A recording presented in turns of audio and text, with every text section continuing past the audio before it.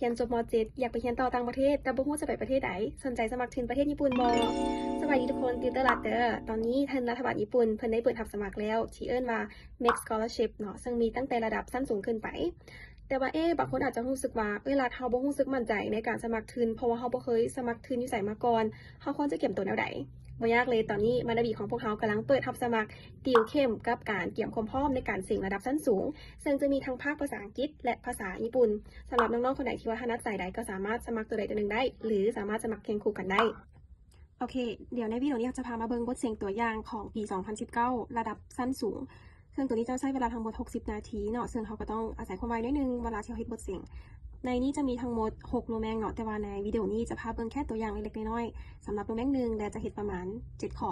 คำถามมีว่า select the word or phrase that best completes each sentence from 1 to 3 or 4 Note that all the answers should be written on the answer sheet with numbers ซึ่งมันจะมี answer sheet ให้เวลาที่เราเข้าห้องสอบเนาะและคำถามก็จะแม่นให้เราเลือกคำตอบที่ว่าดีที่สุดแล้วหมายวงบนทาสีใส่ตัวอย่างข้อ1 My bag ... when we were having dinner at the restaurant มาเบิ่งตัวเลือกกันเนาะทุกคนคิดว่าแม่นข้อใดให้สังเกตก่อนว่าทำ it แม่น when we were having dinner แม่นตัวนี้มันเฮาฮู้แล้วว่ากำลังเว้าเรื่องอดีตเนาะฉะนั้นคำทั้งหน้านี้ต้องเป็นอดีตตัวนี้นี่ตัดออกได้เลยอันนี้แม่นอดีตบ่แม่นแต่ว่า my bag ตัวนี้เป็น passive form เนาะซึ่ง past passive form เฮาจะใช้ verb 2-3 ฉะนั้นข้อ C เป็น best answer was stolen ตัวนี้จะเป็น verb 2-3 ข้อ 2 Yui looked ... to see her brother after a long absence ตัวเลือกมี exciting ตัวนี้ตัดออกไปได้เลยเพราะว่า exciting เป็นการอธิบาย external หรือความรู้สึกภายนอกเฮาจะบอกว่าเฮารู้สึกตื่นเต้นแม่นเฮาจะใช้ ed ลงท้ายตัวนี้เป็น best answer ไปเลยข้อ 3 ... from this angle the statue looks different ทุกคนคิดว่ามันข้อใดตัวนี้เนาะมันเป็นคำตอบที่ถูกต้องที่สุดแม่นข้อ C เหตุผลที่เฮาบ่ใส่ข้อ1เนาะบางคนอาจจะหลงตอบข้อ1เพราะว่า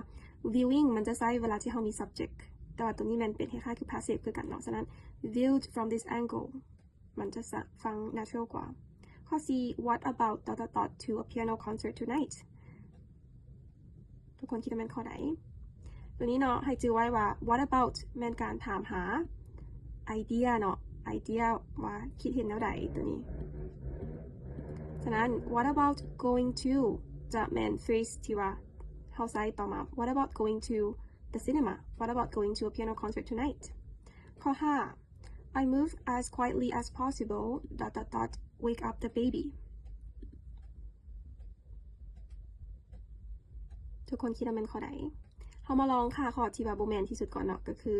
เฮาฮู้ว่า enough แปลว่าเพียงพอ not enough บ่เพียงพอฟังแปลกๆตัดออกเลย not that so อันนี้ grammar นี่ก็ผิดเนาะ not as to ตัวนี้ก็บ่ได้เนาะเพื่อที่จะคือกันแต่ว่าเพื่อที่จะบ่จะเฮาจะบ่ได้เว้าแบบนี้เนาะเพื่อที่จะบ่จะแม่นเฮาจะใช้ in order not to เพื่อที่จะบ่เฮ็ดสิ่งใดสิ่งหนึ่งเพื่อที่จะบ่ให้เด็กน้อยตื่นน้อยตื่นต่อมาข้อ 6 ... it rain tomorrow we will need to postpone the event หลายคนอาจจะตอบข้อ 3 เนาะแต่บ่แม่นเพราะว่าถ้าเขาบอกว่าถ้ามื้ออื่นฝนตกเฮาจะใช้ if it rains tomorrow ตัวนี้เป็นประโยคที่ว่า if it rains tomorrow ตัวนี้ต้องมี s เนาะแต่ว่าถ้าเขาอยากจะบอกว่า by any chance ถ้ามีโอกาสเนาะเฮาสามารถเว้าด้วยการใช้ should it rain tomorrow ที่หมายความว่ากรณีที่ว่ามันมีฝนตกข้อ 7 I recommended that she ... her mother right away ตัวนี้ recommended เป็นอดีตหลายคนอาจจะคิดว่าคำต่อมาเป็นอดีตแต่บ่แม่นเนาะ I recommended เป็นการแชร์ advice คำแนะนำและคำต่อมามันเป็นเหตุการณ์ที่ยังบ่ได้เกิดขึ้นฉะนั้นแล้วตัวที่มีอดีตแม่นตัดออกไปได้เลยและคำตอบที่ถูกต้องที่สุดแม่นข้อ C เนาะ I recommended that she see her mother right away ก็คือเรายังบ่ได้เจอแม่เราเทื่อค่อยแนะนำว่าเราควรจะเจอแม่เราให้ไวที่สุดและตัวอย่างการเฮ็ดบทเสียงก็จะมีประมาณนี้ถ้าว่าไผที่สนใจมาติวกับพวกเฮาก็อย่าลืมสมัครเข้ามาเด้อ